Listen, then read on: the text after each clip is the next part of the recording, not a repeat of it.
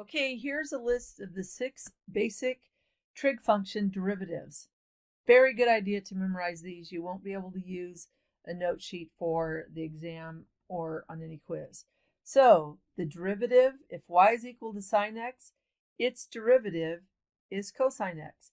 If y is equal to cosine x, its derivative is negative sine x.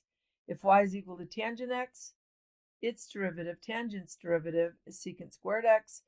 Cosecant's derivative is negative cosecant x times cotangent x. The derivative of secant x is secant x tangent x. And the derivative of cotangent is negative cosecant squared x. Here is another way to look at those.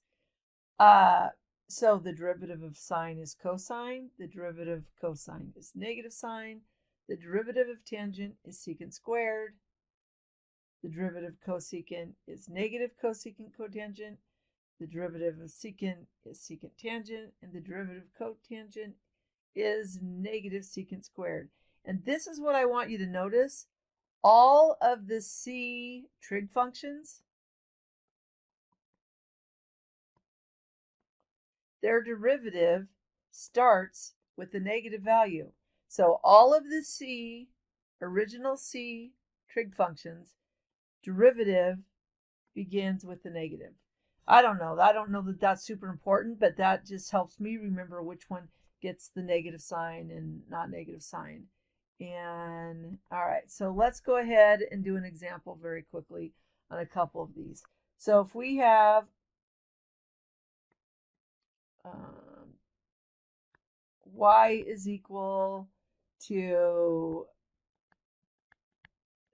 3 sine x, then y prime is, the constant stays the same, the derivative of sine is cosine. If we have y is equal to 3 cosine x to start with, remember the derivative of a c starts with the negative. So the derivative of this would be negative 3 sine x, because it would be 3 times the derivative of cosine, which is negative sine of x. And when you multiply 3 times negative 1, you get negative 3 sine x.